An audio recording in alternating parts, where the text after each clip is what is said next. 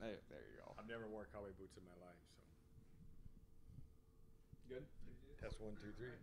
So opening thoughts from the previous weekend and look ahead to the upcoming weekend. We had a lot of fun this weekend competing. Obviously, fun and winning go hand in hand. So, when you get the chance to beat Oklahoma and Oklahoma State, I know it's been a while since we've done that here in Ames, especially Oklahoma State. I thought Sunday was a good dual meet. I thought both teams wrestled hard. We were just a little bit better that day, but I'm sure they look forward to the chance of Tulsa and the Big 12s. For us now, we take off Thursday afternoon and we fly into Morgantown and get up and compete Friday night in Morgantown, and then we'll get up Saturday morning and leave Morgantown, drive a short drive to Pittsburgh, and we'll wrestle Pitt on Saturday night, a really good team, and then we will fly back. So we got a really exciting weekend. Neither West Virginia or Pitt have ranked guys up and down the lineup. Like, it's not every single weight where they have a guy ranked, but both teams have a couple guys that are right there at the top of the weight class. West Virginia, Killian Cardinale. Pitt has a couple guys at 197, Nino Boncarsi, I think 133 as well.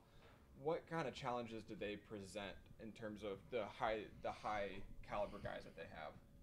Well, just to kind of show you the value of what it's worth winning and losing on paper. On paper, Pitt looks better than West Virginia, but the last time Pitt lost was against West Virginia about 2.5 weeks ago. So West Virginia is probably the most improved team in the Big 12. Coach Flynn does a great job, and he's starting to turn that around. So they're going to be ready for us. And right, they don't have, they're obviously really good at 25, and they're going to be strongly favored there. And then their 165-pounder gets David Carr. And they've got some guys, just steady guys up and down the lineup. Pitt's got a little bit more, higher ranked guys. Like, there's some weights that we're going to really have to be ready to go. They're really good at 33. They're really good at 97. They've got some guys that are ranked in the top 10. So on paper, that looks to be a little bit more, but we can't look past West Virginia because they're pretty darn good.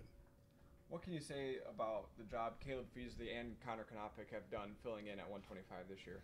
Yeah, they've done a good job, especially Caleb. Caleb's really, he scored a lot of points. He scored 10 points. Here he stepped into a big-time dual meet. I mean, there's not much bigger-time dual meets as a Big 12 team than to get Oklahoma State on your home turf. So for him to step up in that big moment and just dominate was great. Here's a kid that was a walk-on from Center Point, Iowa, a recruited walk-on, and look what he's done. I told our guys earlier in the week, I said, here's a guy that's gotten better every day since he's got here. And he gets a chance, and he goes out there, and I think you're going to get a chance to talk to him today. But you'll see a super humble kid, very quiet kid, but he got his chance, and he got it done. You said on Sunday he's a quiet worker. What's allowed him to get so much better and become an integral part of this lineup? He just comes to work every day. Like, he is just, and he took some beatings early because he's kind of a little 125-pounder. And, even right now, I think that's the number one thing holding him back is we're still trying to put more strength on him, even though he's a fourth-year guy. And, as he's gotten stronger, he's gotten better. So, he needs to continue to make gains in the weight room. But he really studies, he spends a lot of time at the technical side of wrestling. He does everything right outside of the room. If we have some guys in our room that need to follow Caleb Feasley around and see what he does every day when he's not in this building, and their results would be much better. Zach Redding has had an interesting, kind of career so far. He started as a true freshman, kind of got dinged up, planning on going 141. Now he dropped down to 33.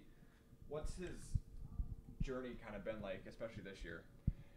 He's super talented. He's a roller coaster. He's I don't even want to say it. He's always been kind of just immature, and not saying that in a negative way, but just being an 18-year-old boy that probably was trapped in a 15-year-old brain. And now he might be a 21-year-old boy with a 19-year-old brain. I'm not sure. But he's starting to figure it out. He's starting to grow up. We're starting to trust him. When he feels good, he's as good of a wrestler as we have in our room.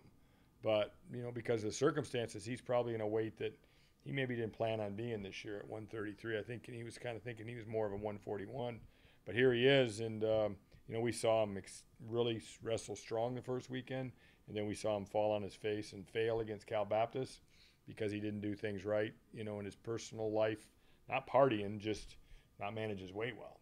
And he seems to have grown up and got more mature in that respect. And so I don't want to jinx him or us, but you know, if he continues on this trend for the next 6 weeks, he might be the guy that has the most potential to shock everybody if he can stay on that course.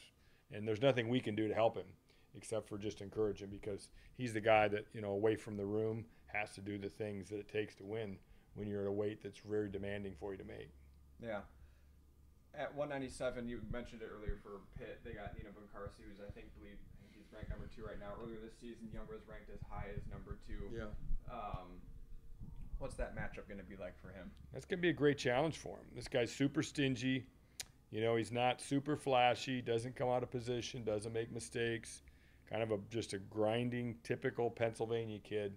And we have to stay very disciplined and get after him. You know, we're the better athlete, but we got to push the pace, and we got to go make some things happen. So that's going to be an interesting matchup. I know he's excited, but I'm sure Bonacorsi's excited too. So fair to compare him to Warner from Iowa.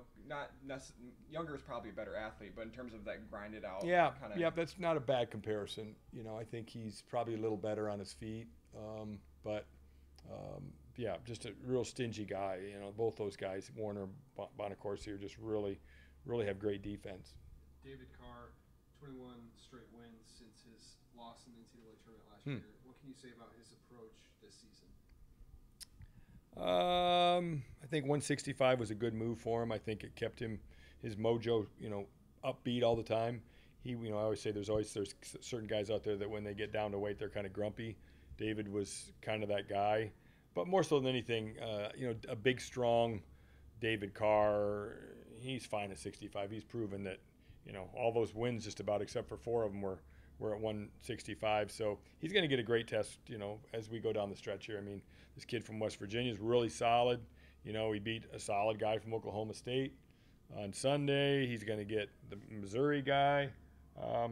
You know, David just he really likes the challenge at 165 right now.